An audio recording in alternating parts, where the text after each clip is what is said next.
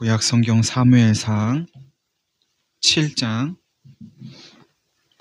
5절에서 14절까지의 말씀입니다.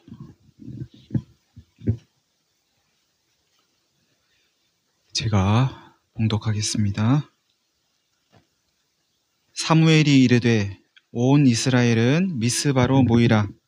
내가 너희를 위하여 여호와께 기도하리라 하매 그들이 미스바에 모여 물을 길어 여호와 앞에 붓고 그날 종일 금식하고 거기에서 이르되 우리가 여호와께 범죄하였나이다 하니라. 사무엘이 미스바에서 이스라엘 자손을 다스리니라. 이스라엘 자손이 미스바에 모였다 함을 블레셋 사람들이 듣고 그들의 방백들이 이스라엘을 치러 올라온지라. 이스라엘 자손들이 듣고 블레셋 사람들을 두려워하여 이스라엘 자손이 사무엘에게 이르되 당신은 우리를 위하여 우리 하나님 여호와께 쉬지 말고 부르짖어 우리를 블레셋 사람들의 손에서 구원하시게 하소서 하니 사무엘이 젖먹는 어린 양 하나를 가져다가 온전한 번제를 여호와께 드리고 이스라엘을 위하여 여호와께 부르짖음에 여호와께서 응답하셨더라. 사무엘이 번제를 드릴 때에 블레셋 사람이 이스라엘과 싸우려고 가까이 오매 그날에 여호와께서 블레셋 사람에게 큰 우레를 발하여 그들을 어지럽게 하시니 그들이 이스라엘 앞에 패한지라. 이스라엘 사람들이 미스바에서 나가서 블레셋 사람들을 추격하여 뱃갈 아래에 이르기까지 쳤더라. 사무엘이 돌을 취하여 미스바와 센 사이에 세워 이르되 여호와께서 여기까지 우리를 도우셨다 하고 그 이름을 에벤에셀이라 하니라. 이에 블레셋 사람들이 굴복하여 다시는 이스라엘 지역 안에 들어오지 못하였으며 여호와의 손이 사무엘이 사는 날 동안에 블레셋 사람을 막으심에 블레셋 사람들이 이스라엘에게서 빼앗았던 성읍이 에그론부터 가드까지 이스라엘에게 회복되니 이스라엘이 그 사방 지역을 블레셋 사람들의 손에서 도로 찾았고 또 이스라엘과 아모리 사람 사이에 평화가 있었더라.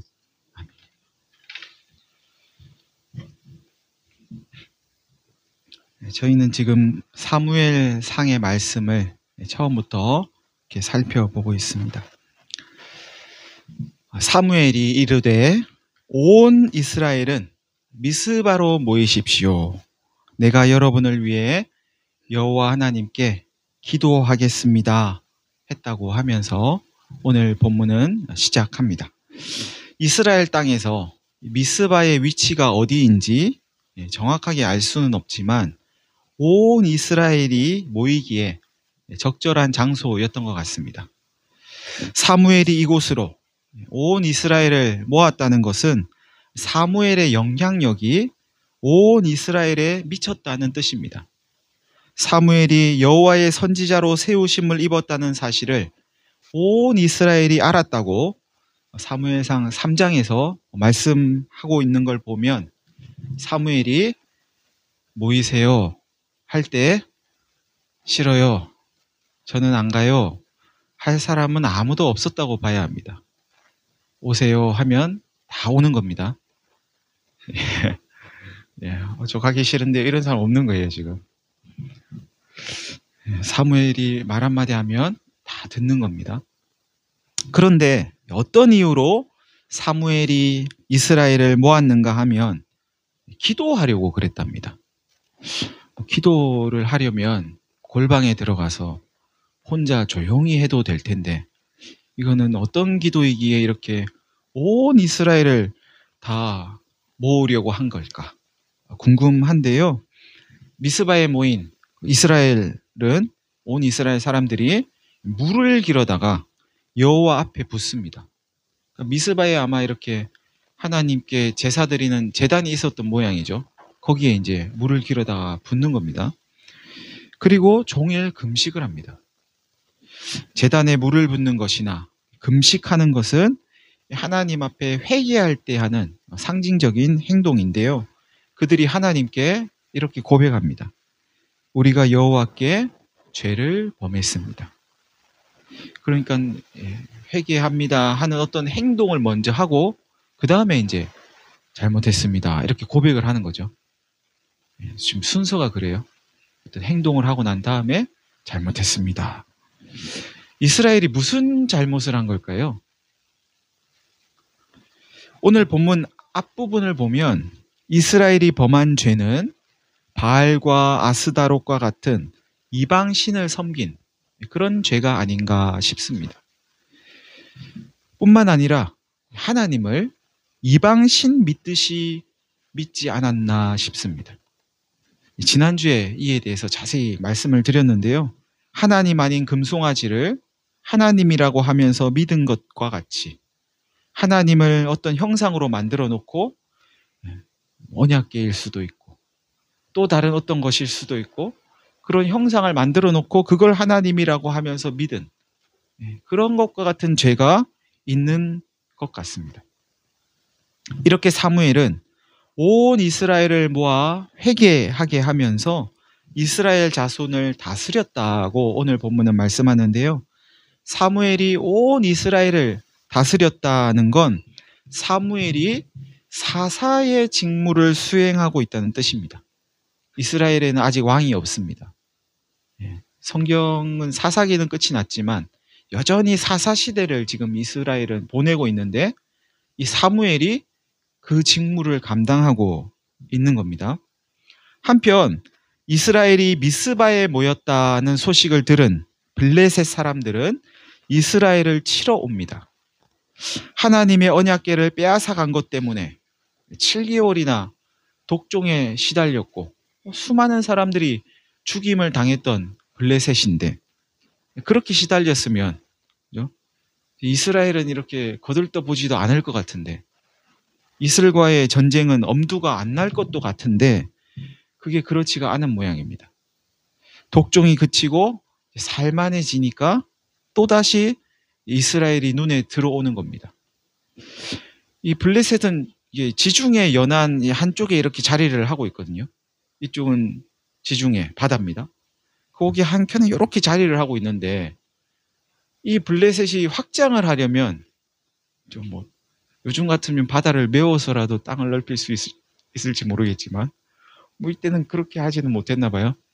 그러니 확장하려면은 옆에 있는 이스라엘을 쳐가지고 땅을 빼앗는 것밖에는 방법이 없는 거죠.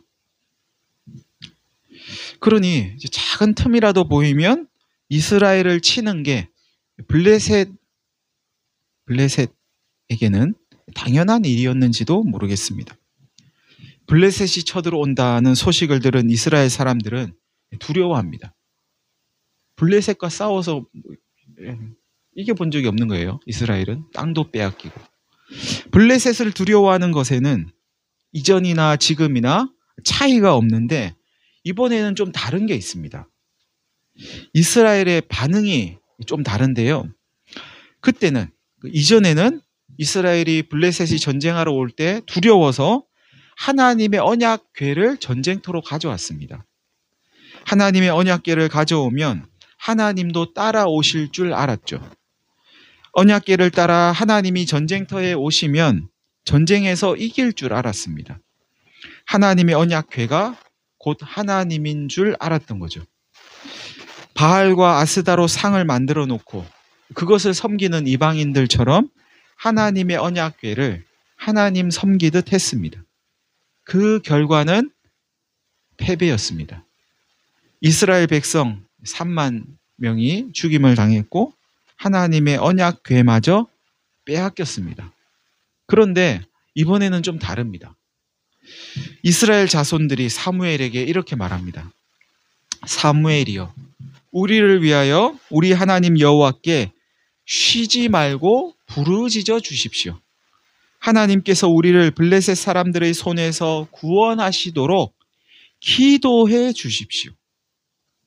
기도를 요청합니다. 하나님께 기도하는 건 하나님을 의지하는 거죠. 하나님께 맡기는 겁니다. 하나님을 의지하고 하나님께 맡긴다는 건 내 힘으로, 우리의 힘으로는 할 수 없다는 고백입니다. 내 힘으로 할 수 있다고 여기는 사람은 굳이 하나님을 찾지 않습니다.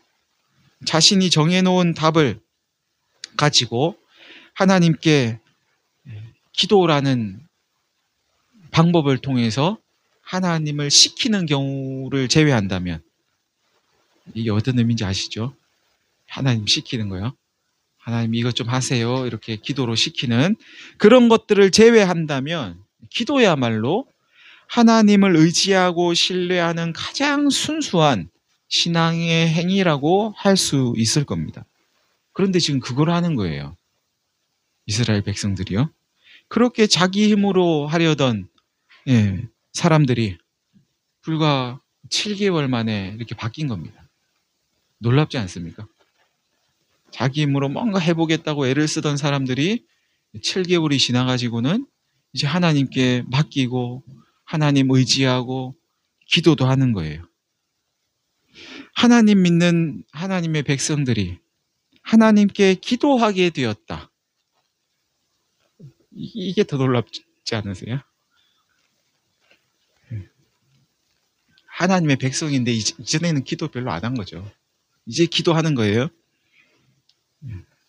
이제 기도하게 되었다.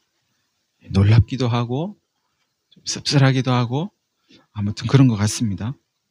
여러분, 이스라엘 백성들의 이런 모습이 우리의 모습은 아닙니까? 하나님을 믿는다고 하면 당연히 하나님 의지하고 하나님께 맡길 것 같지만 실상은 그렇지 않은 게 아닌가 하는 겁니다. 하나님께 묻기보다 내 판단으로 결정하는 것이 이미 우리 몸에 배어버렸고, 하나님께 맡긴다고 하면서 이미 답을 다 정해놓고 있고, 답은 제가 정했으니 하나님은 하기만 하세요. 이렇게 하기만 하세요. 맡긴다고 하면서, 하나님을 의지한다고 하면서 하나님 아닌 다른 것도 의지하면서 양다리를 걸치고 있는 건 아닌지 우리의 모습을 한번 살펴보실 수 있기를 바랍니다.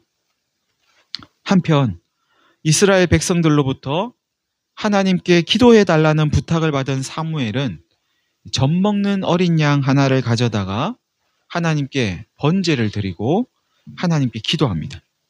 하나님, 이스라엘이 바알과 아스다롯과 각종 우상을 버리고 하나님만 섬기기로 마음을 정했습니다. 우리를 불쌍히 여겨 주십시오. 우리를 저 블레셋 군대로부터 구원해 주십시오. 이렇게 기도하지 않았을까 싶어요. 하나님께서 사무엘의 그 기도를 들으시고 응답하십니다. 사무엘이 하나님께 번제를 드리고 기도하는 동안 블레셋 사람들이 이스라엘을 치려고 옵니다. 좋은 기회잖아요. 아무 준비도 하고 있지 않아요. 지금 아무 방어도 하고 있지 않고 번제 드리고 기도하고 예배 드리고 있는 이때, 바로 지금 이 시간 같은 때죠. 전쟁을 쳐들어온다면 바로 이런 때 쳐들어와야 되는데 가장 좋은 때죠. 하나님께서 블레셋 사람들에게 큰 우레를, 천둥을 발하셔서 블레셋 군대를 혼돈에 빠뜨리시고 이스라엘이 이기게 하십니다. 이스라엘이 저들의 힘으로 싸울 때, 이스라엘이 자기 힘으로 한번 싸워보겠다고 하면서 언약궤도 가져오고 뭐 이렇게 저렇게 할 때, 그때 하나님은 가만히 계셨지만 하나님께 맡기니까 하나님이 이제 싸우십니다. 여러분, 하나님을 믿는 자들의 싸움은 외부에 있는 어떤 것과의 싸움이 아닙니다. 하나님 믿는 자들의 싸움은 하나님께 맡기는 싸움입니다. 내 힘으로 할 것인가? 아니면 하나님께 맡길 것인가? 이 싸움이죠. 하나님께 맡겨야 되는데, 알고는 있어요, 이론적으로. 나 하나님 믿는 사람이니까 하나님께 맡겨야지, 맡겨야 되지. 그래야 하나님 믿는 거지. 알고는 있는데 잘 안 맡겨지는 거죠. 그럴 때 우리가 하게 되는 게 기도입니다. 하나님께 맡겨야 하는데 맡기지 못하고, 하나님, 제가 자꾸 하려고 합니다. 안 맡겨집니다. 솔직히 말씀드리면 맡기고 싶지 않은 건지도 모르겠습니다. 하나님께 맡기는 것보다 제가 더 잘할 수 있을 것 같아서 하나님을 좀 못 믿게 했어서 맡겼는데 하나님이 내가 생각하는 거하고 다른 걸 주시면 어쩌나 싶어서 나는 이걸 원하고 맡겼는데 맡겨놨더니 하나님이 다르게 일을 처리해 버리시면 어쩌나 싶어서 못 맡기겠어요. 그래서 제가 못 맡기는 건지도 모르겠습니다. 맡겼다고 하면서도 계속 제가 머리를 굴리고 이렇게 돼야 될 텐데 저렇게 돼야 될 텐데 맡기긴 했지만 내가 또 할 건 뭐 없을까? 하나님, 제가 정말로 다 맡길 수 있게 해주십시오. 하나님께 다 맡기고 저는 그냥 잊어버리게 해주십시오. 하나님이 이걸 가져가시고 저는 잊어버리고 평안을 누리게 해주십시오. 이렇게 씨름하는 자리가 기도의 자리인 거죠. 안 맡겨질 때. 하나님을 의지하고 하나님께 맡기는 이 씨름에서 날마다 승리하셔서 평강을 누리는 저와 여러분이 되시기를 간절히 바랍니다. 이스라엘이 블레셋과의 전쟁에서 이기자 사무엘은 돌을 갖다가 미스바와 센 사이 어디쯤에 이렇게 세웠답니다. 어딘지는 몰라요, 거기가. 찾으러 가지도 마시고요. 돌이 어디 여기저기 한두 개겠어요. 예. 그러고 돌을 세우고 나서 여호와께서 여기까지 우리를 도우셨습니다 하면서 그곳의 이름을 에벤에셀이라고 했답니다. 에벤에셀이 히브리어로 하나님께서 여호와께서 여기까지 우리를 도우셨습니다 하는 뜻입니다. 여기까지라고 할 때 여기에는 두 가지 의미가 있습니다. 장소적인 의미로 여호와께서 우리가 이곳에 오기까지 하나님이 우리를 도우셨습니다로 볼 수 있습니다. 종살이하던 애굽 땅에서 우리를 이끌어 홍해를 건너게 하시고 광야를 지나게 하시고 가나안에 이르기까지 그리고 블레셋과의 전쟁에서 이기고 마침내 이 땅을 차지하기까지 하나님께서 우리를 도우셨다는 의미입니다. 또 다른 의미는 시간적인 의미가 있는 거죠. 하나님께서 여호와께서 이 시간까지 지금까지 오늘까지 우리를 도우셨습니다로 볼 수 있습니다. 종살이하던 애굽을 떠날 때부터 가나안을 차지하고 블레셋과의 전쟁에서 이긴 지금까지 하나님께서 우리를 도우셨습니다 하는 의미입니다. 여기까지 도우셨습니다. 이 여기까지를 장소적인 의미로 보든지 시간적인 의미로 보든지 아니면 둘 다로 보든지 어떤 의미로 해석하든지 간에 하나님께서 우리를 도우셨다는 사실은 분명합니다. 여러분, 하나님께서 여기까지 우리를 도우셨습니다 하는 이스라엘의 이 고백을 저와 여러분의 고백으로 받으실 수 있으시겠습니까? 저는 인천에 살려고 생각해 본 적이 없습니다. 그런데 19년째 살고 있습니다. 아무 연고도 없는 이 인천에 이제 가장 오래 산 곳이 되었습니다. 인천이요. 제가 교회를 개척하려고 계획한 적이 없습니다. 그런데 어느덧 10년이 되었습니다. 제 삶이 제 계획대로 안 됐다는 말씀을 드리는 겁니다, 지금. 제 삶이 제 계획대로 안 되고 하나님 계획대로 된 게 아닌가 싶습니다. 여러분 만나게 하시려고 그런 게 아닌가 그런 생각도 합니다. 그래서 안 좋냐? 좋습니다. 아주 좋습니다. 제 계획대로 안 되고 하나님 계획대로 되어서 다행이다 싶습니다. 왜 제 인생인데 왜 제 계획대로 안 되고 하나님 계획대로 됐을까 생각을 해보는데요. 제 인생이 제 게 아니구나. 인생은 제 인생이 맞는데 이게 소유주는 제가 아니구나 싶은 거예요. 임대인? 빌린 게 임대인가요? 임대인 비슷한 거죠. 인생을 내가 빌려서 살고 있구나. 소유주는 하나님이시고 내가 인생을 빌려서 사는 거구나. 그러니 내 마음대로 안 되고 내 계획대로 안 되고 하나님 계획대로 되는 거구나 싶습니다. 이렇게 저는 여기까지 장소적인 의미로든지 시간적인 의미로든지 여기까지 저를 인도하신 분이 하나님이라고 믿습니다. 그렇기에 이 자리가 저에게 딱 맞는 자리고 지금이 가장 좋은 때라고 믿습니다. 사무엘과 이스라엘 백성들도 그런 믿음으로 돌을 세우지 않았을까 싶습니다. 이 돌은 우상과는 다릅니다.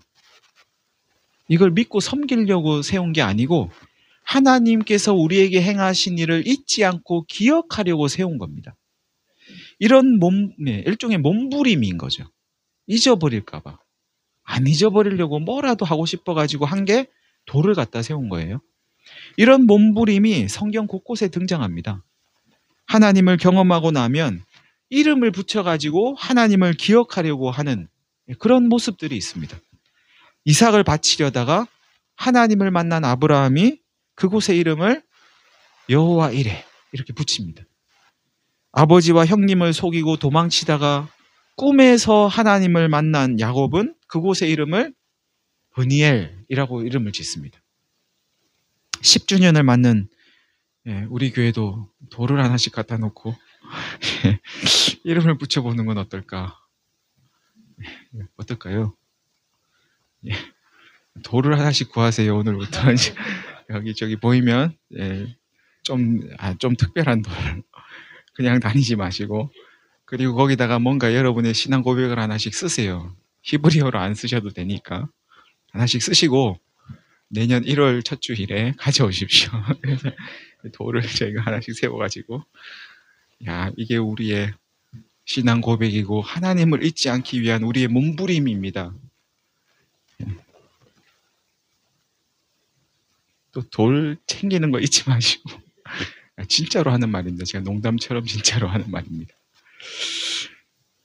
사무엘이 돌을 세우고 에베네셀이라고 이름을 붙인 뒤 블레셋 사람들이 다시는 이스라엘 지역 안에 들어오지 못했고 여호와의 손이 사무엘이 사는 날 동안 블레셋 사람들을 막았으며 블레셋 사람들이 이스라엘에게서 빼앗았던 성읍이 이스라엘에게 회복되었고 이스라엘과 아모리 사람 사이에 평화가 있었다고 하면서 오늘 본문은 끝이 납니다.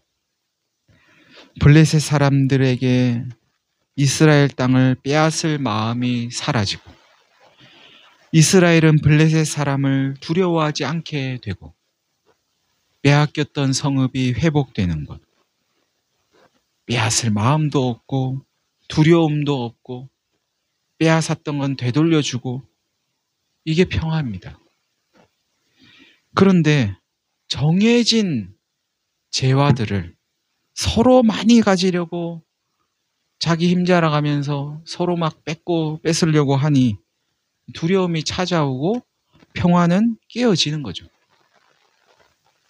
근데 오늘날 평화가 있습니까? 여러분은 평화로우세요?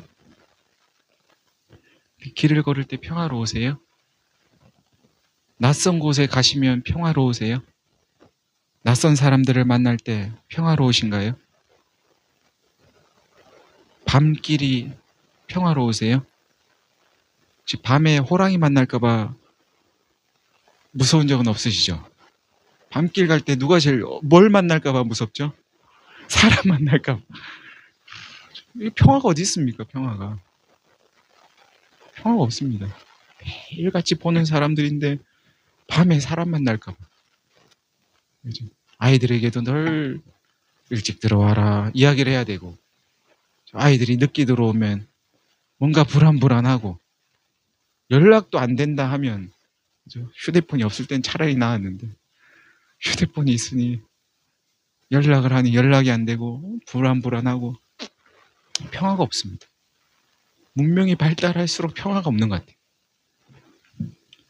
여러분, 오늘 본문은 하나님께서 행하시는 일의 궁극적인 목적이 무엇인가, 하나님 나라의 종착지가 어디인가를 보여줍니다. 하나님께서 행하시는 일의 궁극적인 목적, 하나님 나라의 종착지, 그곳은 바로 평화입니다. 평화는 나도 살고 너도 살게 합니다.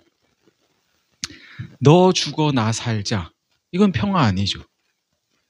내가 가진 힘을 이용해서 상대방을 비굴함으로 몰아넣고 나 혼자 잘 살겠다고 하는 건 평화 아닙니다.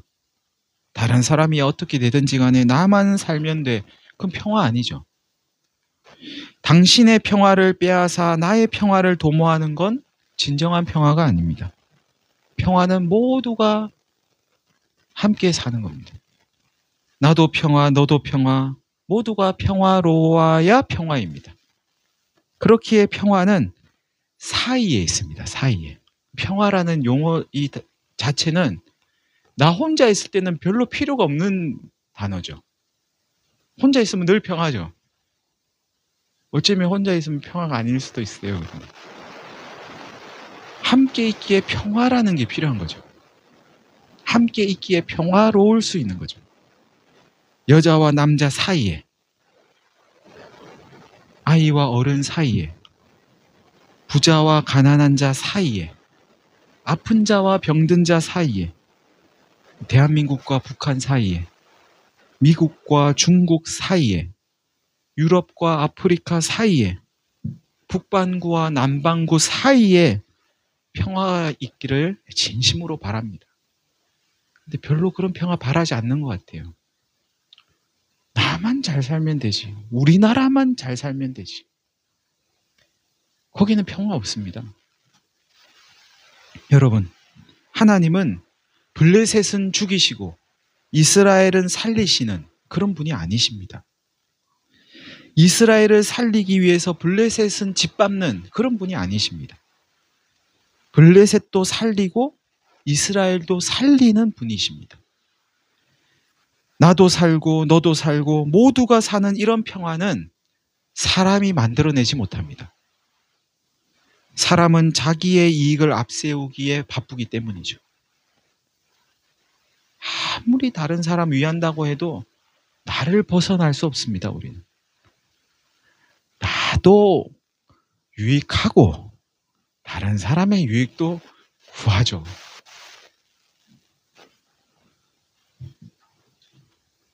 그래도 그건 좀 나은 건데 서로 자기만 살겠다고 하는데 거기에 어떻게 평화가 있을 수 있겠습니까? 평화는 하나님께 모든 걸 내어 맡길 때 주어지는 하나님의 선물입니다.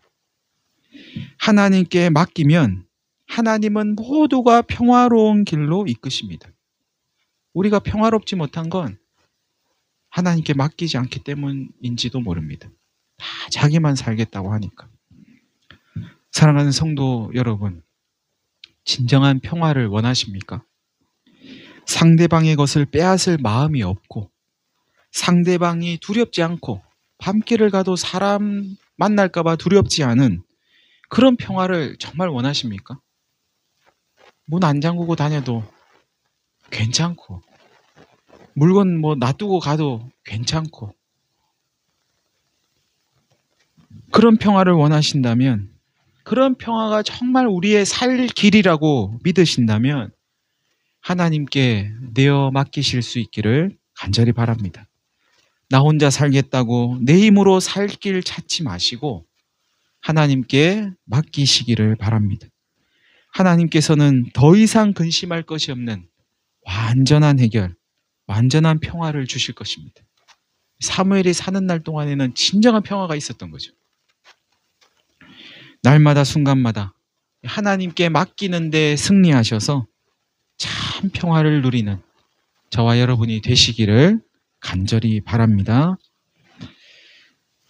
이제 성찬식을 하겠습니다.